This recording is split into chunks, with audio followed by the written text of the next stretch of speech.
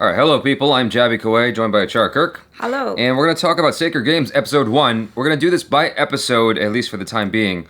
Later on, we might decide to combine episodes, but for the time being, it is single episodes, and this is the Episode 1 discussion. This is going to have spoilers, so it just seems like that would be an obvious. I want to start off with just the one-liner. A link in their past leads an honest cop to a fugitive gang boss whose cryptic warning spurs the officer on a quest to save Mumbai from cataclysm. That's not what I thought the show was going to be. Yeah.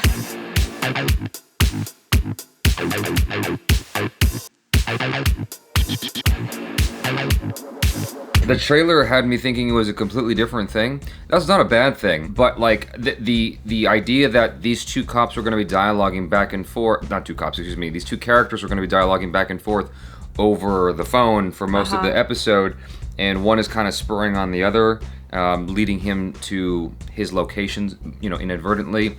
I didn't know that's what the show was going to be. I knew that there was going to be an intensity to it, and it was going to be darker and kind of more grimier. Is that the word? Gritty? Do you mean? Gritty. That's what I'm trying to say. It's more gritty. Certainly had that, and I really liked what Saif Ali Khan brought to it, and Nawazuddin, of course, what he brought to it as well. Like the two of them playing off of each other, even though they were on the phone and not in the same room. I thought that they had good, I don't know, dialogue chemistry. It was nice. Yeah. And I think for a first episode, it definitely drew me in. It's very mysterious. It definitely sets up the suspense really well. And I'm just so curious. I didn't know that it was based on a book.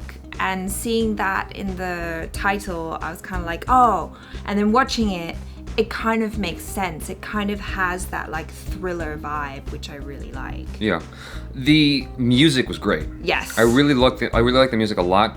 I thought it was top notch. Like that's some of my favorite instrumental music that I've heard in anything in a while. Like that's just, I don't know. It's the kind of music that I would love to like record, borrow and think of scenes to, just as a temporary soundtrack of some kind. For whenever I'm doing my own thing, because I feel like it's got some really inspiring, I don't know, melodies, beats. Yeah, it's atmospheric and it's dynamic at the same time. Got intensity to it. Yeah. The costume design was on point. The way it's shot was great. I don't know which director was more responsible. I don't know if they co-directed this episode. Anurag Kashyap and Vikramaditya. Yeah, Vikramaditya. I don't know if they co-directed it together or if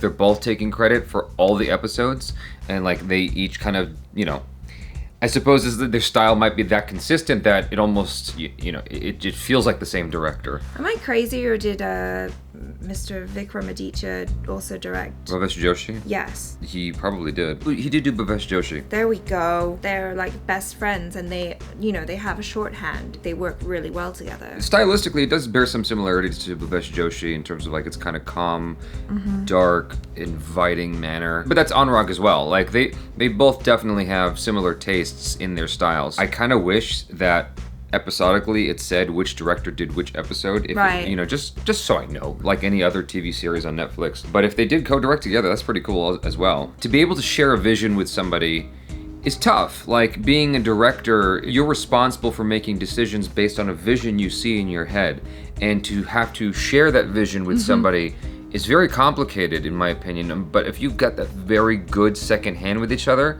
where you just truly understand you're inside each other's heads, that's awesome. I mean, more power to them. I think that's super cool. I like the flashbacks with Nawazuddin Siddiqui and learning about his history and seeing how he became essentially the supervillain in his world. Yeah. He became the boss in his world. It was very simple, surprisingly. Like, he didn't have much of a plan there. He just was like, I need to kill this guy. That was it. And he dropped the box in the water, pissed the dude off, and then started they both beat up the dude and killed him. Well, he's a very interesting individual, and I think both of our main characters are very strong, and they definitely set them up really well. Like, we know straight away that Saif Ali Khan is one of those cops that is very righteous. Like, he just wants to be a good cop, and he wants to do the right thing. Yeah. And then also that Nawazuddin Siddiqui's character, he's, not quite all there. Some stuff happened to him, and it seems like he believes he's a god or something, and that he's invincible. Jury's still out on that one. There's still, jury's still out on that one. But while we're talking about that, it's neat how they did his makeup. Yeah. Because like he looked really young in the flashbacks, and then they made him look really old and like wrinkled, and like he's got more fat on his face. Like they did a good job with his makeup to give him the, what do you call it? Distinction. Between the two ages. Yeah. Niraj Kabi plays the cop who shot the young guy right in front of Saif Ali Khan, and I thought he did a great job as this very understated cop who was a crooked cop. Like you look at him, you wouldn't think that he's a crooked cop, and he's just got a very kind of good cop face, but when he's performing the bad cop, he's like, oh, like this guy's for real. Yeah. Like, he's not messing around. We didn't get to see too much of Radhika Apte this episode. Like, she's kind of introduced. Yeah. What are they? Are they like press or something? I don't think so. I thought they were like IS, or not IS, what do they call it? Internal Investigations Unit, or I forget what they call that. Like, right, yeah. Why did I say IS? I don't know where I got that, but I think I know what you're trying to say, but I don't know what it is. So yeah, some sort of spy agency. I thought it was some kind of spy agency within the police force, but I'm not entirely sure. I feel like I've seen that somewhere, like another part of the police force, maybe it was in Ugly, another part of the police force was recording phone calls and whatnot and tapping phone lines, and I think that's what she was part of. I don't know yet. This is obviously like she was just actually that probably makes more sense. Like, why would press be just randomly tapping phone lines? I mean, it's not legal, but they could be. Obviously, the first episode leaves a lot to be learned in the coming episodes, but one thing that I thought was cool was some of the history they touched on. Some of the history that I didn't even realize or know about. The emergency, yeah. I didn't know about that. To learn about it was quite shocking. It took me a moment to like absorb that. Before we wrap this up, I want to talk a little bit more about Saif Ali Khan's performance and his relation to the direction. Like that first scene when his partner tells him, just say what he wants you to say, and then this will all be fine. Yeah. And you see him sitting there deliberating. And what I love about this show is nothing is overstated. Everything is understated. Yeah. Everything is very like under the surface. And you see Saif Ali Khan's face, and you see you know exactly what he's thinking about. The show hasn't even said much.